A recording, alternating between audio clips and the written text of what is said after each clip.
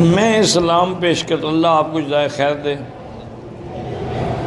نشہ چھوڑنا چاہتا ہوں، اس کا کوئی عمل بتائیں۔ آج کل تو خیر کئی دوائیں بھی ملتی ہیں، ویسے اللہ سے دعا بھی مانگا کریں، اور اگر آپ کے بھائی یا دوست کو خیر خواہ ہے نا، وہ اس آدمی کو جو نشہ کرتے ہیں اس کو 3 دن کے لیے کسی کمرے میں بند کر، کچھ بھی ڈالے نہیں مرتا، اور 3 دن کے بعد نشہ بھی خود بخود چھوٹ جائے گا۔ جب مل رہا ہو تو کون چھوڑتا ہے؟ کوئی وظیفے کی ضرورت نہیں، 3 دن کمرے میں بند کر، پھر بھی ٹھیک نہ ہو تو روزانہ اس کو پھینٹی بھی لگائیں، انشاءاللہ ٹھیک ہو جائے گا۔ ویسے آج کل بڑی دوائیں ملتی ہیں، ترک تریاک اس کا نام ہے، پہلے تو ساہیوال والوں نے بنائی تھی، پھر گجرات، اب ساری دنیا بنا رہی ہے، وہ گولیاں کھاتا رہے نشہ چھوٹ جاتا ہے۔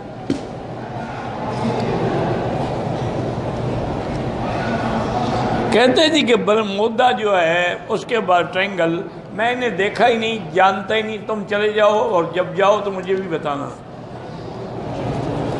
باقی یہی علم رہ گیا ہے کہ ہم برمودا ٹرینگل کے بارے میں بتائیں۔ اللہ عالم کوئی عذاب ہے کیا ہے، جو بھی جاتی ہے چیز غرق ہو جاتی ہے۔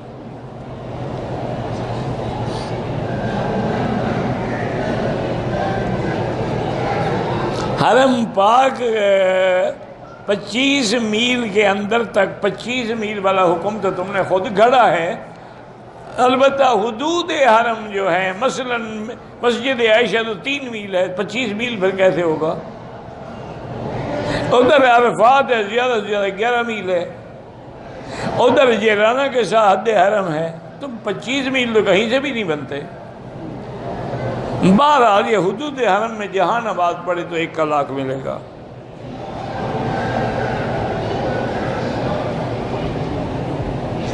وہی بات آ گئی کہ آپ نے کہا ہے کہ 1 دفعہ سلام حضور کے دربار میں پیش کریں۔ مولانا یوسف خان صاحب نے لکھا ہے کہ ہر وقت پیش کریں، ٹھیک ہے جو انہوں نے لکھا ہوگا، آگے کوئی دلیل بھی دی ہے کہ فلاں حدیث میں ہے، یہ بھی دلیل دی ہے کہ صحابہ روز اور ہر وقت ہر نماز کے بعد کرتے تھے، یہ بھی کوئی ذکر کیا بی بی عائشہ کا تو حجرہ تھا، رہتی بھی اسی حجرے میں تھی، آپ روز پڑھتی تھیں۔ ایسے کہہ دینا فلاں مولوی صاحب کہتا ہے، اس کی دلیل اس کو بتاؤ، کیا دلیل ہے؟ میں نے آپ سے یہ عرض کیا تھا کہ ہمارے جتنے اکابر گزرے ہیں، بڑے بڑے علماء، اللہ ان کی قبروں پہ کروڑوں رحمتیں کرے، وہ جب جاتے تھے ملک سے تو سلام عرض کرتے تھے، اس کے بعد جتنے دن رہتے تھے یا ریاض الجنہ میں بیٹھ کے نفل اور درود پڑھتے تھے، یا قدمین الشریفین میں پاؤں کی طرف بیٹھ کے درود پڑھتے رہتے تھے، پھر جس دن آتے تھے سلام عرض کرتے تھے۔ اور ویسے بھی ادب کا تقاضا یہی ہے کہ آدمی کسی کے پاس جاتا ہے مہمان تو سلام کہتا ہے، پھر جب اجازت لیتا ہے پھر سلام کہتا ہے۔ اب جس کے گھر میں آپ مہمان ہوں، ہر گھنٹے کے بعد السلام علیکم جی کیا حال ہے، السلام علیکم کیا ہے، نکالو اس کو، کون بد تہذیب آ گیا ہے۔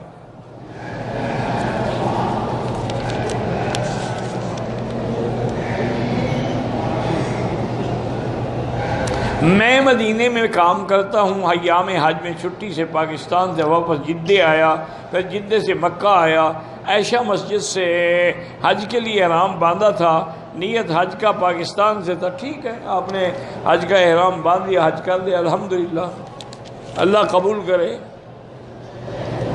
یہ وہی ایک ہی سوال ہے، 10 دفعہ لکھا ہوتا ہے، کیا کرے آدمی۔ دربار پر بابے کے نام کا جو لنگر پکایا جاتا ہے، میں نے اللہ کا نام کا نہیں ہے، بابے کے نام کا، وہ کھانا حرام ہے، ما اہل بہ لغیر اللہ میں آ گیا ہو کہ اللہ کے سوا کسی بابے کسی تابے کے کسی نام پر بنایا جائے۔ جمعرات کو ہم مردوں کے لیے کھانے پر دعا کرتے ہیں، وہ بھی بدعت ہے۔ آپ کو مرد صرف جمعرات کو یاد آتے ہیں، باقی ہفتہ غصہ ہوتا ہے آپ کو ان سے۔ ایک رواج ہے بنا رکھا ہے کہ چلو جی جمعرات ہے، اس بہانے سے ذرا بریانی شریانی کھانے کا موقع مل جائے گا، جی ختم دے رہے ہیں جی مردوں کو۔ مردوں کو تو تم محرم میں 1 دفعہ جاتے ہیں، ان کی قبر پہ دال ڈال کے آ جاتے ہیں کہ بجان آپ دال کھائیں، ہم بریانی کھائیں گے۔ ایسا مسجد سے عمرے کے لیے اگر احرام ہوٹل کی رہ سے باندھیں ٹھیک ہے، کوئی بات نیت وہاں کریں. مدینہ شریف حاضری کے بعد پتہ نہیں کیا ہے نیت. ہاں بہرحال یہ مسئلہ اختلافی ہے. بعض علماء کہتے ہیں کہ مدینہ پاک میں جب جاؤ تو مسجد نبوی کی زیارت کرو، اور بعض علماء فرماتے ہیں نہیں حضور پاک کے روضے کی زیارت کرو. تو حضور کا روضہ بھی تو مسجد میں ہے نا، جب مسجد کی نیت کرو گے دونوں ہو گئی، کوئی جھگڑی والی تو بات ہی نہیں ہے.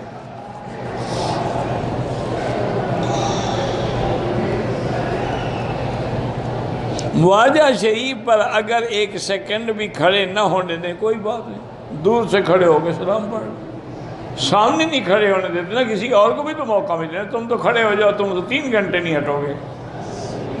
اپنا عمل بھی کبھی دیکھا ہے؟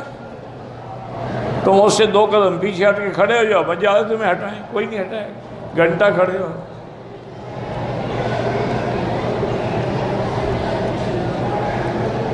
مدینہ شریف میں اگر 7 دن قیام ہے، 1 دن جاتے ہوئے 1 دن آتے ہوئے سلام پڑھیں، اور باقی جتنا دن رہیں چلتے پھرتے اٹھتے بیٹھتے درود شریف پڑھیں.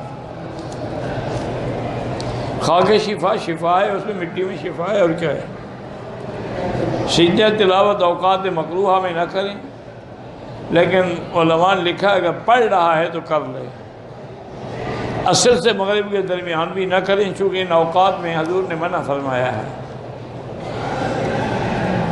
مسافر ثواب کی نیت سے روزہ رکھ سکتا ہے نہیں رکھ سکتا؟ جب اللہ نے اجازت دی ہے کہ من کان منکم مریضا او علی سفر فعدۃ من ایام اخر، یہ قرآن ہے. تم اب ثواب تمہیں سفر میں یاد آ رہا ہے، آگے پیچھے نہیں آتا.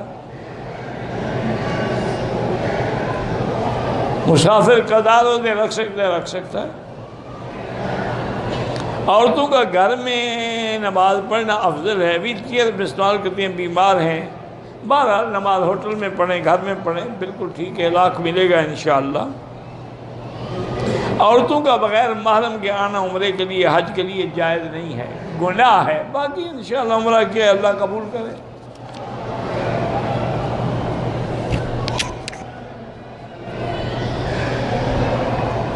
کہتے ہیں کہ دین کے کام میں ہر کام میں کوئی نہ کوئی بھلائی چھپی ہوئی ہوتی ہے. یہ جو حدیث میں آتا ہے کہ جب سفر ختم ہونے والا ہو اور گھر پہنچنے والے ہوں تو پہلے گھر اطلاع کریں، بغیر اطلاع کے نہ جائیں، اس میں کیا بھلائی چھپی ہوئی ہے؟ خدا نہ خواستہ اندر کو گناہ ہو رہا ہو، پھر کیا کرو گے؟ 2 صحابہ کو حضور نے سنایا، لیکن انہوں نے جوش میں آ کے بغیر اطلاع کے چلے گئے. دونوں کی عورتوں کے ساتھ دوسرا سویا ہوا تھا. اسلام پردہ ڈالنا چاہتا. اور دوسری وجہ یہ ہے، حدیث میں خود ہے کہ انت ہدا، کہ عورت جو ہے وہ اپنے بدن کے بال بھی صاف کر لے، کنگھی دے لے، تیل لگا لے، خامد کے تیار تو ہو جائے نا کم از کم. اب تم جاؤ وہ بھوتنی بنی بیٹھی ہو، تمہارے دل میں نفرت بن جائے، پھر کیا کرو گے؟ ہر بات میں حکمت ہے. حتیٰ کہ اجازت ہے کہ اگر تمہاری ماں گھر میں بغیر اجازت کے اندر داخل نہ ہو سکتا ہے بغیر کپڑے کے بیٹھی ہو، تو ماں کو بھی تو بغیر کپڑوں کے دیکھنا حرام ہے.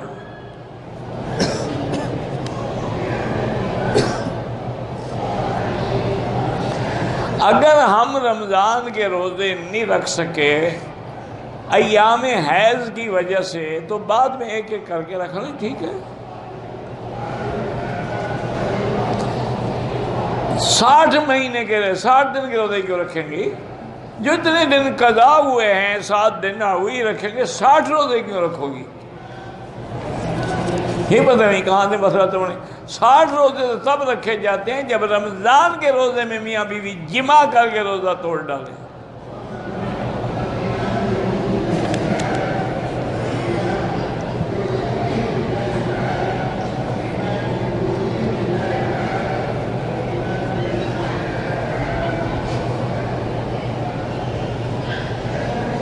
بہرحال ہم نے نکاح کیا، لڑکی کا دیندار ہے لیکن لڑکا بے دین ثابت ہوا.